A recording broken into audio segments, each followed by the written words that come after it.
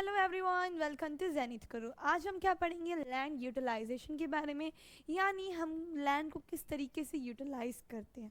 ठीक है, तो हम जानेंगे लैंड यूटिलाइज के बारे में कि लैंड कहाँ कहाँ यूज़ होती है, किस तरीके से हम इसको यूटिलाइज करते हैं। तो हम यहाँ पे हमारे 5 पर्पस देख रहे हैं, हम यहाँ पे आपको दिख रहे हैं। ठीक है, तो इसमें कुछ फॉलोइंग पर्पज है जिसकी वजह से हम लैंड रिसोर्स को यूज़ कर रहे हैं। फर्स्ट पर्पज़ की बात करें तो हमारा क्या है? फॉरेस्ट। फर्स्ट क्या हमारा? फॉरेस्ट। फॉरेस्ट के बारे में सबको ही पता है कि जो फॉरेस्ट एरिया क्या होता है वो आपको पता है। क्या फॉरेस्ट क्या होता है? बड़े बड़े ट्रीज होते हैं, पूरा ग्रीनरी होती है। ठीक है, वो फॉरेस्ट एरिया जो होता है, जो लैंड रिसोर्स में हम देखते हैं तो कुछ जो लैंड होता है वो हमारी क्या होती है? फॉरेस्ट कवर कर लेता है। अब दूसरा जो हमारा लैंड है कि land not available for the cultivation, वो लैंड जो कल्टिवेशन के लिए अवेलेबल नहीं है। ठीक है, वो कौन सी लैंड जो कल्टिवेशन के लिए अवेलेबल नहीं है? कुछ तो होती है इनमें से बैरन और वेस्टलैंड। बैरन और वेस्टलैंड का मतलब कि कुछ तो होती है बंजर ज़मीन, या कुछ ऐसी जहाँ पे रॉक वगैरह बहुत होती है, रॉकी एरिया होता है जहाँ पे कल्टीवेशन करना पॉसिबल नहीं होता। तो कुछ लैंड तो वो होती है।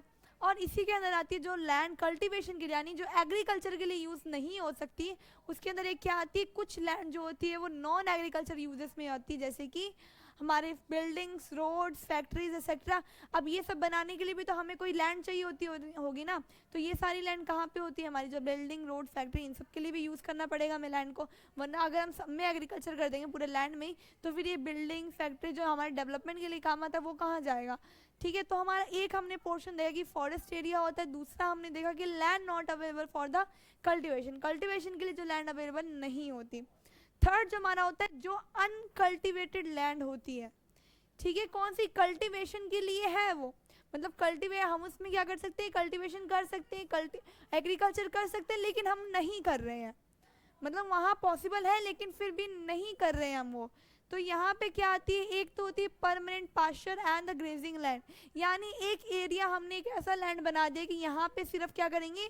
जो कैटल वगैरह जो भी चीज़ें वो सिर्फ घास ही चढ़ेगी, यानी ग्रेजिंग ही करेगी, उसके अलावा कुछ नहीं होगा वहाँ पे उस लैंड में। तो वो तो हो गया हमारा परमानेंट पास्चर लैंड, मतलब वो लैंड आपकी कल्टीवेशन के लिए अवेलेबल थी लेकिन फिर भी आप उसको यूज़ नहीं कर रहे हो।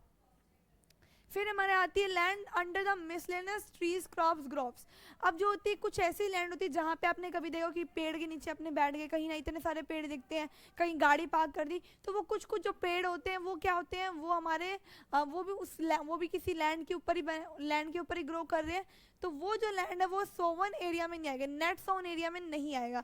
अब क्वेश्चन आता है कि नेट सोन एरिया क्या होता है? नेट सोन एरिया ये होता है जैसे कि आपके पास यहाँ पे ये लैंड है, ये हमारी कितनी है? 20 हेक्टर की लैंड है आपकी।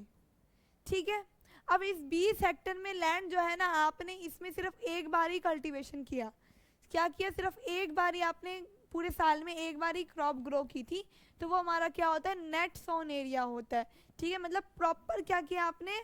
एक बार में एक बार ही क्रॉप ने पूरे साल के अंदर एक ही क्रॉप आपने ग्रो की थी, तो हमारा नेट सोन एरिया होता है। तो यानी जो ट्रीज जो उस पर ग्रो करते हैं वो हमारा नेट सोन एरिया में नहीं आता। ये तो आप कभी देखना रोड पे जाओगे तो बीच में एक रोड के बीच में एक ट्रीज दिखेंगे आपको पूरे लाइन में। ठीक है, कहीं कहीं जाओगे ऐसे ही ट्रीज उग जाते हैं, कई बार बड़े बड़े ट्रीज मिलेंगे आपको। तो कुछ ट्रीज वैसे ही होते हैं। सिक्स ये इसमें देखो अदर कल्टिवेटेड लैंड में आता हमारा अनकल्टिवेटेड में एक आता है कल्चरेबल वेस्टलैंड। ठीक है, कल्चरेबल वेस्टलैंड का मतलब ये होता है कि वो लैंड ना वहाँ पे कल्टीवेशन हो सकती है, लेकिन आपने कल्टीवेशन करके उसको 5 साल से ज़्यादा तक आपने उसको ऐसे ही छोड़ दिया। ठीक है, यानी जो एग्रीकल्चर जिस पे हो सकती है उस लैंड को आपने ऐसे ही छोड़ दिया, 5 साल से ऊपर छोड़ दिया, यानी 5 साल से कितना छोड़ना है? ऊपर छोड़ना है, यानी मोर देन 5 एग्रीकल्चर ईयर्स तक आपने इसको छोड़ दिया लैंड को, तो वो लैंड हमारी क्या होगी? Culturable waste land. यानी आप वहाँ पे क्या कर सकते हो? एग्रीकल्चर कर सकते हो, लेकिन फिर भी वो क्या बन गई? वेस्ट, क्योंकि वहाँ पे आप एग्रीकल्चर नहीं कर रहे।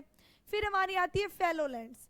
फैलो लैंड्स का मीन्स ये होता है कि वो लैंड आपके पास है, आपको क्या करना है? आप कभी भी उसमें क्या करोगे? कल्टीवेशन कर सकते हो, मतलब वो लैंड सिर्फ आपने उसमें कल्टीवेशन के लिए रखा। अब आप आज करो या 1 साल बाद करो, 2 साल बाद करो, वो लैंड आप उस पर क्या करोगे? सिर्फ कल्टीवेशन ही करोगे, यानी एग्रीकल्चर करोगे। तो यहाँ क्या होता है? Current fallow land. Fallow land उसे ही कहते हैं। क्या होती है हमारे? पढ़िए आप, इसमें आती है हमारी दो, एक होती है हमारी करंट फैलो, एक होती है हमारी other than.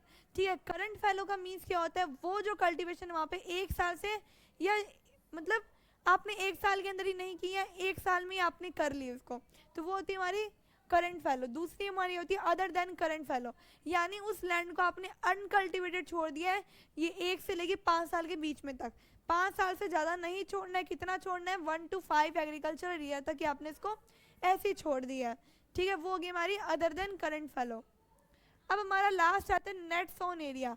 Net sown area का मीन्स ये होता है कि जैसे मैंने बताया कि ये आपका क्या है, एक लैंड है, एक फार्मर के पास लैंड है जो कि कितनी है 20 हेक्टेयर की है, इसमें से मान लो कि आपका जो 8 हेक्टेयर ऐसी ज़मीन है जहाँ पे क्या है पानी नहीं है, और ये आपकी 12 हेक्टेयर ऐसी ज़मीन है जहाँ पे पानी अच्छा खासा है।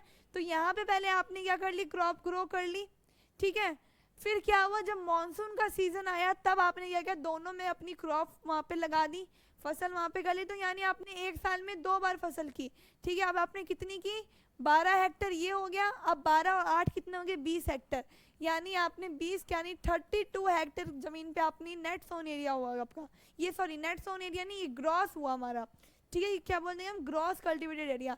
नेट सोन एरिया का मतलब ये होता है कि आपने सिर्फ एक साल के अंदर एक ही बार क्या किया, आपने एग्रीकल्चर किया उस लैंड के ऊपर, यानी आपके पास मान लो इतनी सी लैंड है, अब एक फार्मर है उसके पास क्या है 10 हेक्टेयर की लैंड है, लेकिन उसके पास पानी नहीं है, जो वो क्या कर रहा है पानी का इंतजाम, यानी मानसून सीजन में क्या करता है एक बार ही वो यहाँ पे सीड स्टोन करता है, फिर बाद में हार्वेस्ट कर लेगा, यानी एग्रीकल्चर एरिया में सिर्फ एक साल के अंदर ही वो एक बार ही क्रॉप को ग्रो कर रहा है, तो वो हमारा क्या हुआ नेट सोन एरिया।